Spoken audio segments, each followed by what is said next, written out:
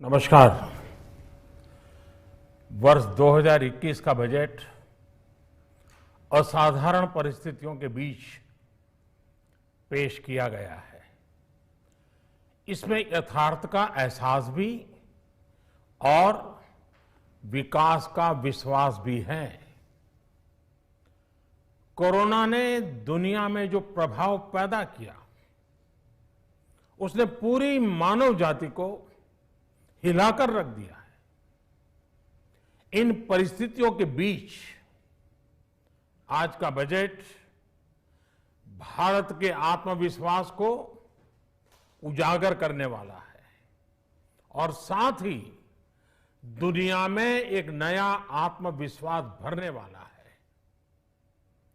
आज के बजट में आत्मनिर्भरता का विजन भी है और हर नागरिक, हर वर्ग का समावेश भी है। हम इस बजट में जिन सिद्धांतों को लेकर चले हैं वो हैं ग्रोथ के लिए नए अवसरों, नई संभावनाओं का विस्तार करना, युवाओं के लिए नए अवसरों का निर्माण करना, मानव संसाधन को एक नया आयाम देना, इंफ्रास्ट्रक्चर निर्माण के लिए नए नए क्षेत्रों को विकसित करना, आधुनिकता की तरफ आगे बढ़ना, नए सुधार लाना। साथियों, नियमों और प्रक्रियाओं को सरल बनाकर आम लोगों के जीवन में ईज ऑफ लिविंग को बढ़ाने पर इस बजट में जोर दिया गया है। ये बजट इंडिविजुअल्स, इन्वेस्टर्स, इंडस्ट्री और साथ ही इंफ्रास्ट्रक्चर सेक्टर में बहुत सकारात्मक बदलाव लाएगा। मैं इसके लिए देश की वित्त मंत्री निर्मला जी को और उनके साथी मंत्री अनुराग जी और उनकी टीम को बहुत बहुत बधाई देता हूं। साथियों, ऐसे बजट देखने को कम ही मिलते हैं जिसमें शुरू के 1-2 घंटों में ही इतने सकारात्मक रिस्पांस आए। कोरोना के चलते कई एक्सपर्ट्स ये मानकर चल रहे थे सरकार आम नागरिकों पर बोझ बढ़ाएगी, लेकिन फिस्कल सस्टेनेबिलिटी के प्रति अपने दायित्वों को ध्यान में रखते हुए सरकार ने बजट साइज बढ़ाने पर जोर दिया। हमारी सरकार ने निरंतर प्रयास किया है कि बजट ट्रांसपेरेंट होना चाहिए। मुझे खुशी है कि आज अनेक विद्वानों ने इस बजट की ट्रांसपेरेंसी की सराहना की है। साथियों, भारत कोरोना की लड़ाई में रिएक्टिव होने के स्थान पर हमेशा ही प्रोएक्टिव रहा है। चाहे वो कोरोना के काल में किए गए रिफॉर्म्स हो या फिर आत्मनिर्भर भारत का संकल्प, इसी प्रोएक्टिवनेस को बढ़ाते हुए आज के बजट में भी रिएक्टिव का नामो निशान नहीं है। साथ ही हम एक्टिव पर, स्टेटस को पर भी अटके नहीं हैं और हमने इस बजट में भी प्रोएक्टिव बजट देकर के देश के सामने प्रोएक्टिव होने का संदेश दिया है।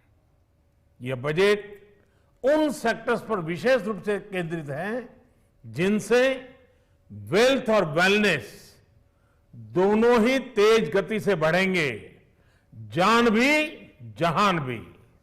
इसमें एमएसएमईज और इंफ्रास्ट्रक्चर पर विशेष रूप से जोर दिया गया है। इसी तरह ये बजट जिस तरह से हेल्थ केयर पर केंद्रित है वो भी अभूतपूर्व है। ये बजट देश के हर क्षेत्र में विकास यानी ऑल राउंड डेवलपमेंट की बात करता रहता है।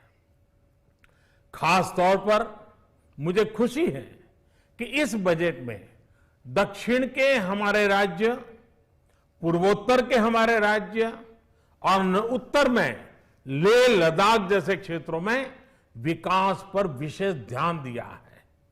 ये बजट भारत के कोस्टल स्टेट्स जैसे तमिलनाडु, केरल, पश्चिम बंगाल, इनको एक बिजनेस पावर हाउस बनाने की दिशा में एक बड़ा कदम उठाए।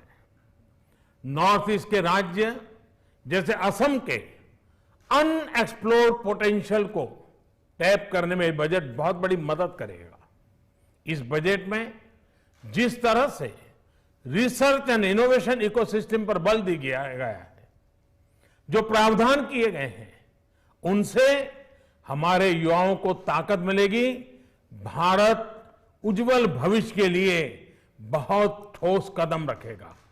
साथियों, देश के सामान्य मानवी का, महिलाओं का जीवन आसान बनाने के लिए उनके स्वास्थ्य, स्वच्छता, पोषण, शुद्ध जल और अवसरों की समानता, इस पर इस बजट में विशेष बल दिया गया है। बजट में इंफ्रास्ट्रक्चर पर खर्च में अभूतपूर्व वृद्धि के साथ साथ कई व्यवस्थागत सुधार किए गए हैं, जिसका बहुत बड़ा फायदा देश में ग्रोथ और जॉब क्रिएशन, रोजगार के लिए बहुत लाभ होगा। देश में एग्रीकल्चर सेक्टर को मजबूती देने के लिए, किसानों की आय बढ़ाने के लिए इस बजट में बहुत जोर दिया गया है। कई प्रावधान किए गए हैं। एग्रीकल्चर सेक्टर में किसानों को और आसानी से और ज्यादा ऋण मिल सकेगा। देश की मंडियों को यानी एपीएमसी को और मजबूत करने के लिए, सशक्त करने के लिए एग्रीकल्चर इंफ्रास्ट्रक्चर फंड से मदद का प्रावधान किया गया है। ये सब निर्णय ये दिखाते हैं कि इस बजट के दिल में गांव है, हमारे किसान है। एमएसएमई सेक्टर को गति देने के लिए, रोजगार के अवसर बढ़ाने के लिए इस बार एमएसएमई सेक्टर का बजट भी पिछले साल की तुलना में 2 गुना से ज्यादा कर दिया गया है।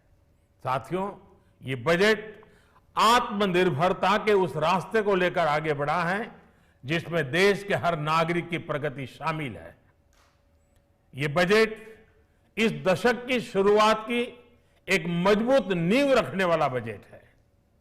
सभी देशवासियों को आत्मनिर्भर भारत के इस महत्वपूर्ण बजट के लिए मैं बहुत बहुत शुभकामनाएं देता हूं। फिर से एक बार वित्त मंत्री जी और उनकी टीम को बहुत बहुत अभिनंदन करता हूं, धन्यवाद करता हूं।